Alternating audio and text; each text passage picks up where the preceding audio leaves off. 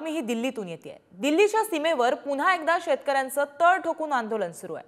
किमान हमीभावासाठी 200 शेतकरी संघटना रस्त्यावर उतरल्यात. हमीभाव कायदा, नुकसान भरपाई, पेन्शन अशा विविध मागण्यांसाठी आंदोलन सुरू असल्याचं समजतंय. दिल्लीच्या सीमेवर तगडा पोलीस बंदोबस्त सुद्धा तैनात करण्यात आलाय. सरकारसोबत झालेल्या बैठकीत कोणताही तोडगा निघाला नाहीये आणि त्यानंतर हे आंदोलन सुरू आहे. दिल्लीच्या सीमेवरती पुन्हा एकदा शेतकरी तळ ठोकून बसले आहेत, आंदोलन करतायत. किमान हमीभावासाठी 200 शेतकरी संघटना रस्त्यावर उतरल्याचं समजतंय. त्याचबरोबर हमीभाव कायदा, नुकसान भरपाई, पेन्शन अशा विविध मागण्यांसाठी हे आंदोलन सुरू असल्याची माहिती आहे.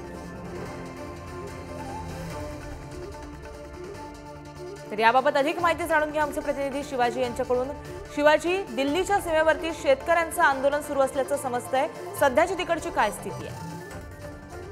दिल्लीकडे हरियाणा असो, पंजाब असो, या ठिकाणाहून शेतकरी येणार आहेत. त्या दृष्टिकोनातून दिल्लीच्या ज्या वेगवेगळ्या बॉर्डर आहेत त्या प्रत्येक बॉर्डरवरती कंटेनर आहेत. त्या कंटेनरमध्ये माती भरण्याचं काम सुरू आहे.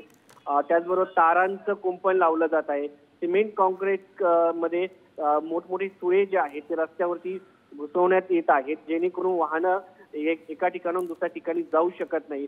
त्याचबरोबर पक्के जे रस्ते आहेत त्या रस्त्यावरती मोठ्या प्रमाणात बॅरिकेडिंग करण्यात आलेलं आहे तारांचं, आणि सर्व बाजूंनी मोठ्या प्रमाणात कंटेनर आणलेले आहेत.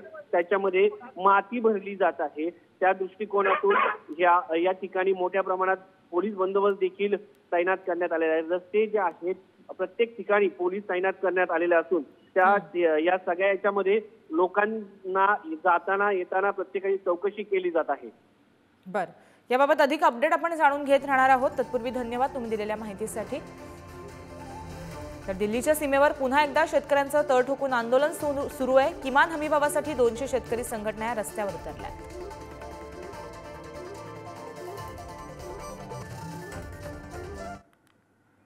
तर पोलिसांकडून काय खबरदारी घेतली जाते जाणून घेऊया ग्राफिक्सच्या माध्यमातून.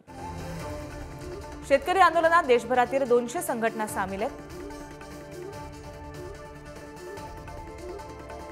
आंदोलनामध्ये दिल्लीमध्ये कलम 144 लागू करण्यात आलाय.